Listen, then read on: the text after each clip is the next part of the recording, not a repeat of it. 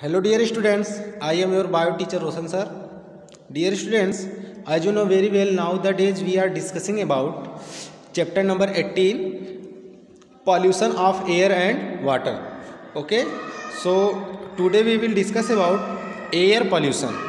Okay, so dear students, in previous videos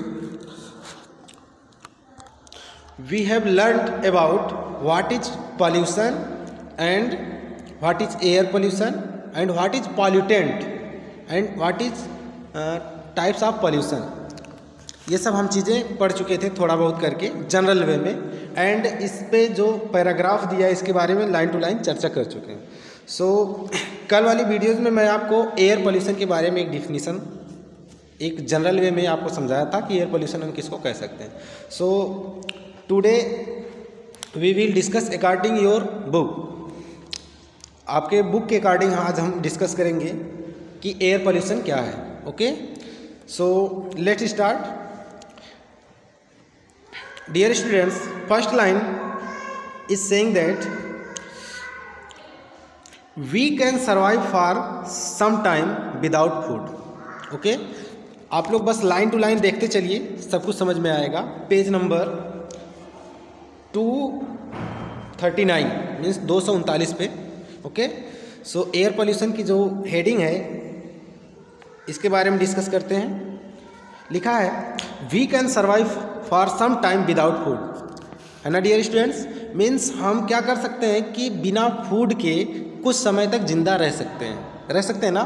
सो वही कह रहा है we can survive for some time, हम कुछ समय के लिए सर्वाइव कर सकते हैं विदाउट फूड, बिना भोजन के भी रह सकते हैं। बट लेकिन वी कांट सर्वाइव, हम नहीं रह सकते even for a few minutes without air, बिना एयर के हम एक भी मिनट्स मीन्स कुछ भी मिनट हम जिंदा नहीं रह सकते। समझ रहे हैं? कह रहा this simple facts tell us how important clean air is to us.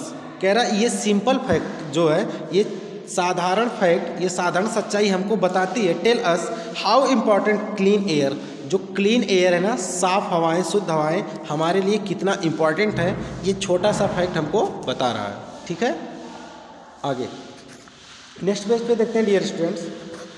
Sorry, यहाँ पे साइड में दिया है, ऊपर लिखा यू ऑलरेडी नो दैट, है ना। कह रहा यू ऑलरेडी नो दैट, आप ये पहले से जानते हो कि air consist of mixture of gases. जो एयर है, एयर मीन्स वायु, ये जो वायु है ये कई प्रकार की गैसों का मिक्सचर है ना। सो इसीलिए कह रहा है कि यू ऑलरेडी नो दैट, कि आप पहले से जानते हो कि air consist of a mixture of gases, जो एयर है वो कई प्रकार की गैसों से मिल के बनी है। कह रहा by volume on the base of volume की बात कर रहा है, मीन्स वॉल्यूम के आधार पे, मीन्स आयतन। समझ रहे हैं? सो उसी को कह रहा वॉल्यूम के आधार पे ना गैस, कौन सी गैस कितने परसेंट में हमारे एटमॉस्फेयर में पाई जाती है उसका अमाउंट यहाँ पे दिया है। सो आपको ये बता रहा है कि नियर अबाउट 78% क्या होती है, नाइट्रोजन गैस का वॉल्यूम होता है, एंड नियर अबाउट 21% क्या, ऑक्सीजन। समझ रहे हैं? मीन्स 78% नाइट्रोजन गैस पाई जाती है हमारे टोटल गैस के वॉल्यूम में। ठीक है, टोटल गैसों का जो वॉल्यूम है इसमें नियर अबाउट 78% क्या, नाइट्रोजन सबसे ज़्यादा यही पाई जाती है, एंड 21% मीन्स सेकेंड नंबर इसी का है, जिसको हम कहते हैं ऑक्सीजन, जिसका हम यूज करते हैं अपने रिस्पायरेशन के दौरान। सो एक इसका अमाउंट कितना होता है डियर स्टूडेंट, 21%। एंड अब जब 78 और 21 को आप ऐड करोगे तो सिर्फ ये 99% पहुंच जाएगा, सिर्फ 1% और बच रहा। सो 1% में आपकी अदर सारी गैसेज आ जाएंगी। सो उसी के बारे में देखिए यहाँ पे लिखा है, कह रहा by volume about 78% of this mixture is nitrogen. समझ रहे हैं? इस मिक्सचर का 78% क्या होता है, नाइट्रोजन गैस होती है, and about 21% is oxygen. Oxygen कितनी, 21%। एंड अब आपका सिर्फ 1% बच रहा है, तो इसमें कह रहा है कि carbon dioxide, argon, methane, ozone and water vapours, means जो जल के छोटे छोटे कण होते हैं, है ना, water vapours, are also present in very small quantities. ये वेरी स्मॉल क्वांटिटीज मीन्स बहुत ही छोटी मात्रा में ये सारी गैसेस पाई जाती है, मीन्स 1% में ये सारी आ जाएंगी।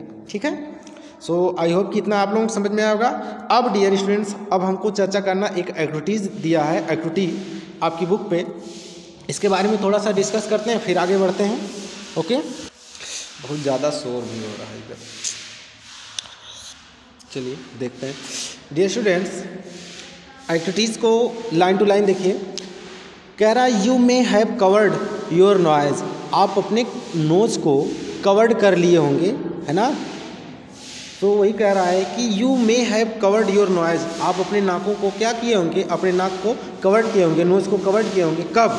वाइल मीन्स जब, पासिंग अ ब्राइक नील इमिटिंग मीन्स कह रहा है कि जब इस क्लीन जो लिखा है ना KILN करके, और इमिटिंग, ये आपका जो ब्राइक मीन्स क्या होता है जानते हैं आप? ईंट। तो ईंट जहाँ पे बनती है उस भट्ठे को कह रहा है, वहाँ से जो चिमनी होती है ना, वहाँ से स्मोक निकलता है चिमनी से होते हुए। सो उसी चिमनी को कह रहा है कि जब आप उस भट्ठे को आप क्रॉस करते हो तो वहाँ से जो चिमनी से निकलने वाले धुएँ होते हैं, स्मोक होते हैं, उनकी वजह से आप क्या कर लेते हो? अपने नोज को कवर्ड कर लेते हो। 1 मिनट, ये बहुत ज़्यादा शोर कर रहे हैं लोग। ओके, तो कहाँ थे हम लोग?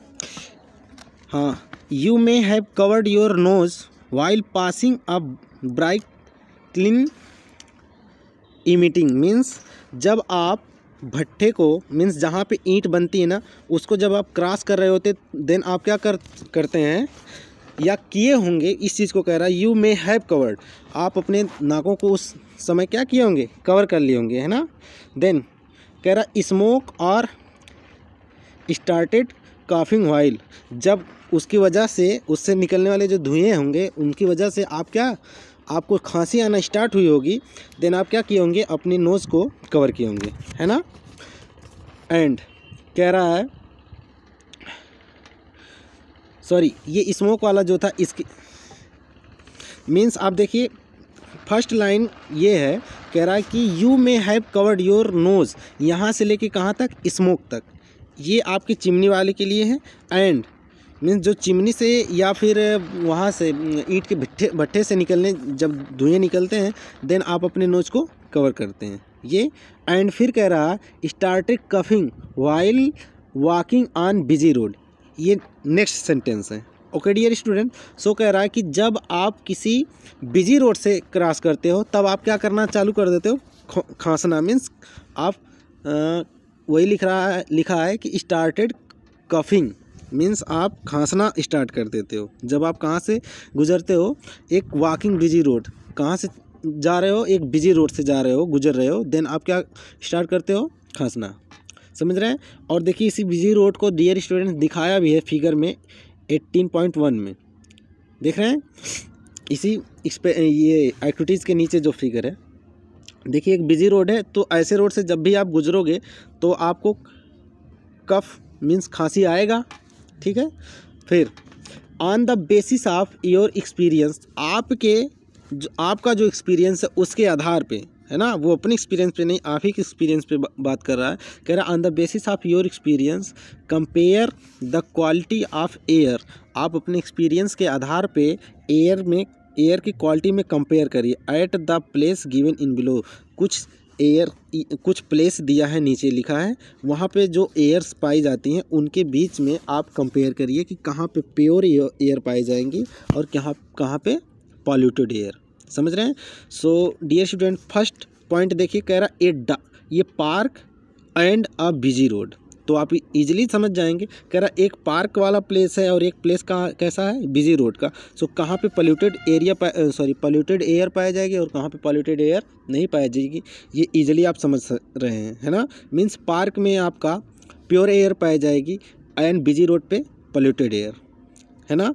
नेक्स्ट कह रहा ये residential area and an industrial area.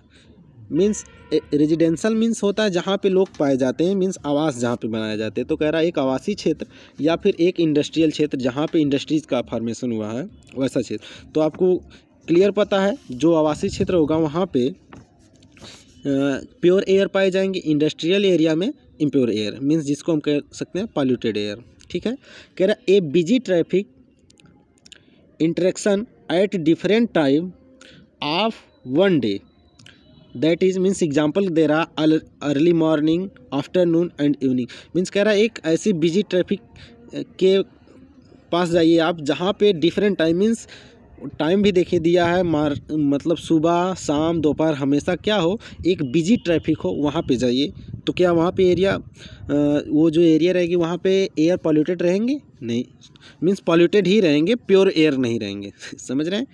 And last में डियर स्टूडेंट्स लिखा है ए विलेज एंड अ टाउन। आप इन दोनों के बीच में कंपेयर करिए। सारे लोग जानते हैं एक विलेज वाला एरिया, वहाँ पे नेचुरल एटमॉस्फेयर पाया जाएगा, सो इसलिए वहाँ पे क्या होता है कि प्योर एयर पाई जाएंगी। एज एक टाउन एरिया है जो, वहाँ पे impure air means polluted air पाई जाएंगी। इतना समझ गए। सो अब नेक्स्ट पेज पे देखते हैं डियर स्टूडेंट्स।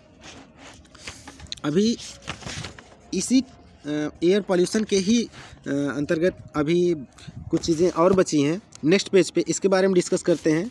लिखा है one of your observation, means आपने अभी जो एक्टिविटीज़ को ऑब्जर्व किया है इसमें से किसी एक की बात कर रहा है कि one of your observation in the above activities could be differences in the amount of smoke in the atmosphere. Means कह रहा है कि जो भी आपने अभी ऑब्जर्वेशन किया है इसमें से किसी एक में आपने ये, मीन्स हर एक में, किसी एक में नहीं, आप तो कह सकते हो कि हर एक में। सो यहाँ पे लिखा है कि इसमें से किसी एक में आपने ये ज़रूर देखा होगा कि दोनों प्लेस पे जो एयर पाई जा रही है उनके बीच में डिफ्रेंशिएशन है। समझ रहे हैं। सो उसी को कह रहा है कि differences in amount of smoke in the atmosphere. Sorry, एक मिनट। कह रहा one of your observation in above activity could be differences. आपने जो भी ऊपर एक्टिविटीज़ पढ़ी हैं उनके बीच में आपने डिफ्रेंशिएशन देखा। कह रहा इनके अलावा एक और डिफ्रेंशिएशन आपको मिल सकता है, क्या?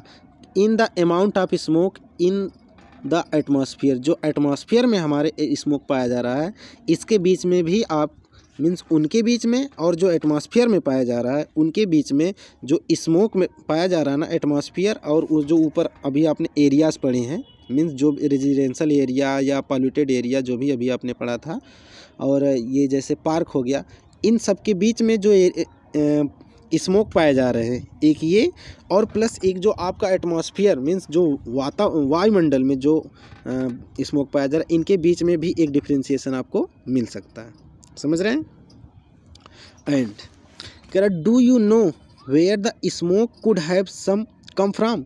क्या आप जानते हो कि स्मोक कहाँ से आया है, मीन्स स्मोक कैसे बनता है, कहाँ से आया है। ठीक है। कह रहा एडिशन ऑफ सच सब्सटेंस। ये जो ऊपर अभी आपने एक्टिविटीज़ पढ़ी हैं इसमें से कुछ सब्सटेंस आपको सामने आया होगा। जैसे क्या क्या आया था, स्मोक आया था, है ना, स्मोक आया था, डस्ट पार्टिकल आई थी, ये सब चीज़ें। सो इन्हीं को कह रहा है कि addition of such substance to the atmosphere modified is.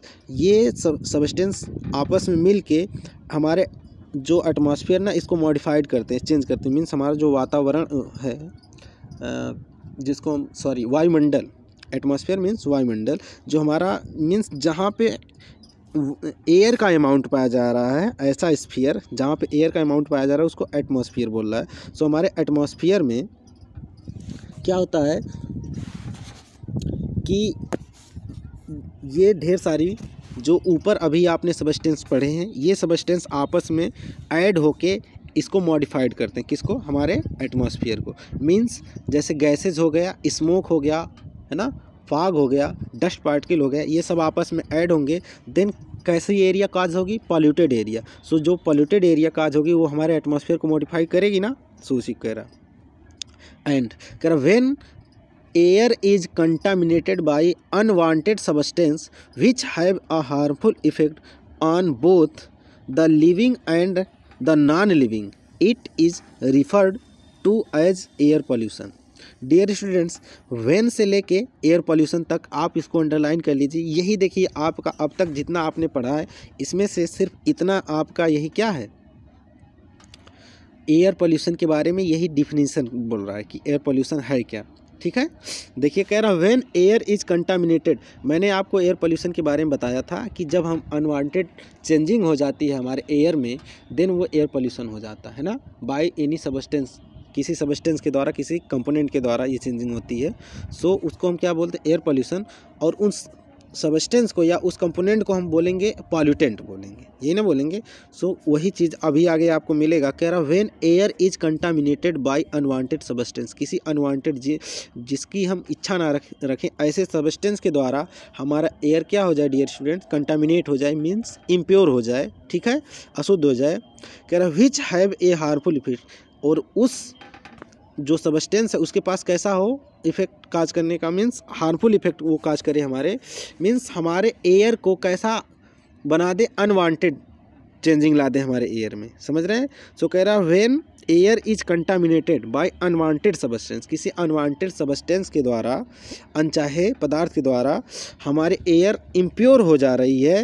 And कह रहा विच हैव ए हार्मफुल इफेक्ट, अब जिसके उसके पास अब कैसा इफेक्ट है, हार्मफुल इफेक्ट काज करने की टेंडेंसी है ऑन बोथ, किसके किसके ऊपर dear student, on both living and non living, living things और नॉन लिविंग थिंग्स दोनों के ऊपर हार्मफुल इफेक्ट करने की टेंडेंसी है, बन जाए, मीन्स किस में, एयर में।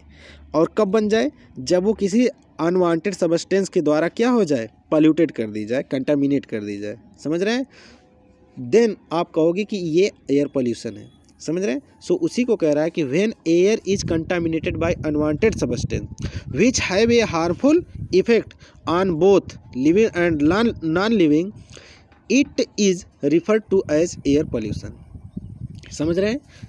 सो ये आपके एनसीईआरटी बुक के अकॉर्डिंग दिया है डिफिनीशन। आप समझोगे तो बात दोनों का सेंस जो मैंने बताया था, दोनों का सेंस एकदम सेम ही है, समझ रहे हैं। आप कोई भी डिफिनीशन लर्न कर सकते हैं, ठीक है। And dear students, next heading कह रहा है how does get, next heading के बारे में डिस्कस करते हैं। चलिए, कह रहा how does air get polluted, means जो एयर होती है वो कैसे पॉल्यूटेड हो जाती है, जो भी एयर है पॉल्यूशन उसमें कैसे होता है कि एयर पॉल्यूटेड हो जाती है, इसके बारे में डिस्कस करना। ओके, सो डियर स्टूडेंट्स, लिखा है द सब्सटेंसेस विच देखिए अभी कुछ देर पहले मैंने कंपोनेंट के बारे में बताया था, या फिर प्रीवियस वीडियो में आपको लर्न होगा ऐसे कंपोनेंट जो एयर को पॉल्यूटेड करने का काम कर रहे हैं या फिर पॉल्यूशन फैलाने का काम कर रहे हैं, पॉल्यूशन काज करने का फंक्शन कर रहे हैं, देन उसको हम क्या बोलेंगे, पॉल्यूटेंट बोलेंगे। अब जो एयर में करेगा उसको एयर पॉल्यूटेंट करेंगे, जो वाटर में पॉल्यूशन फैलाने का काम करेगा उसको वाटर पॉल्यूटेंट बोलेंगे, समझ रहे हैं। उन सब्सटेंस या उन कंपोनेंट को जो पॉल्यूशन करने का फंक्शन करेंगे, काम करेंगे, समझ रहे हैं। तो अब उसी की डिफिनीशन एक बार आपकी बुक में दिया है, कह रहा the substances which contaminate the air, means ऐसे सब्सटेंस जो एयर को कंटामिनेट कर देते हैं, इम्प्योर कर देते हैं, आर कॉल्ड एयर पॉल्यूटेंट, उनको क्या कहते हैं, एयर पॉल्यूटेंट कहते हैं, समझे बात को। कह रहा some time such substances may come from natural sources, कह रहा कभी कभी या कुछ समय ये सब्सटेंस हमको कहाँ से मिलते हैं, नेचुरल रिसोर्सेज से या नेचुरल सोर्स के द्वारा उत्पन्न होते हैं या हमको मिलते हैं ना। Like a smoke and dust, means अब उसमें से कौन कौन से एयर पॉल्यूटेंट का नाम ले रहा है dear students, like a smoke कह रहा है, एंड डस्ट मीन्स जो छोटे छोटे धूल कण होते हैं, मिट्टी के कण, उनको कह रहा है डस्ट। तो स्मोक एंड डस्ट हमको कभी कभी कहाँ से मिलते हैं, नेचुरल रिसोर्सेज के द्वारा। अब वो नेचुरल रिसोर्सेज या नेचुरल सोर्सेज क्या हैं, जैसे आपका एग्जांपल दे रहा है फ्रॉम फॉरेस्ट फायर, ये भी एक नेचुरल रिसोर्स है, ये मैन मेड तो है नहीं, फॉरेस्ट जंगल में जो आग लग जाती है उसके द्वारा हम निकलते हैं, तो ये भी नेचुरल रिसोर्स है। कामा आर वोल्केनो इरप्शन, ज्वालामुखी का फटना, ये भी जान रहे हैं आप, नेचुरल है।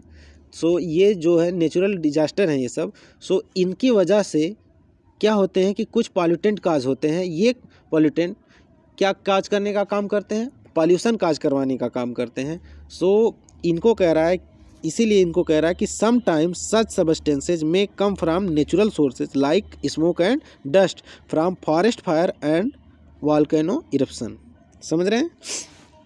आगे कह रहा pollutant are also added to the atmosphere by certain human activities, कह रहा जो पॉल्यूटेंट होते हैं ये ह्यूमन एक्टिविटीज़ के भी द्वारा हमारे एटमॉस्फेयर में ऐड किए जाते हैं। जैसे आगे कह रहा है the sources of air pollutant, अब कुछ सोर्सेज दिखाएगा एयर पॉल्यूटेंट जो किसके द्वारा, ह्यूमन एक्टिविटीज़ के द्वारा ऐड किए जाते हैं, है ना। सो उन सोर्सेज को दिखा रहा है, कह रहा है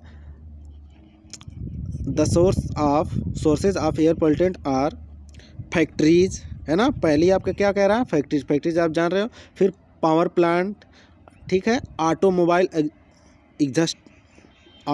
exhaust and burning of firewood and dung cake. सबको मैं समझा रहा हूँ।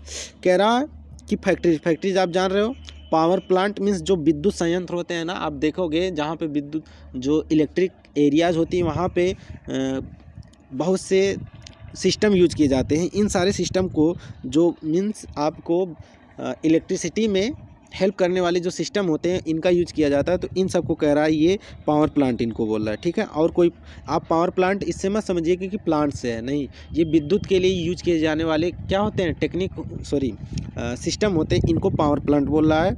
एंड ऑटोमोबाइल आप जान रहे हो, ये जो यातायात के साधन है ना, जैसे ऑटोमोबाइल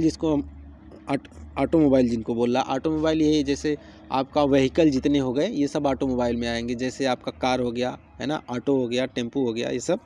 सो इनको कह रहा है कि automobile exhaust and burning of firewood, ऐसी लकड़ियाँ, जंगली लकड़ियाँ जो क्या होती हैं, जलती हैं और कम्प्लीटली जल नहीं पाती। तो अनबर्न जो फायरवुड होते हैं ना, इनकी वजह से भी कुछ क्या होंगी, गैसेज निकलेंगी, एयर निकलेंगे, स्मोक निकलेंगे, है ना। तो ये सब क्या काज करने का काम करेंगी, पॉल्यूशन काज करने का काम करेंगे। तो ये भी एक सबस्टेंस है, एक कंपोनेंट है, तो ये भी एयर पॉल्यूटेंट में आएंगे, ठीक है।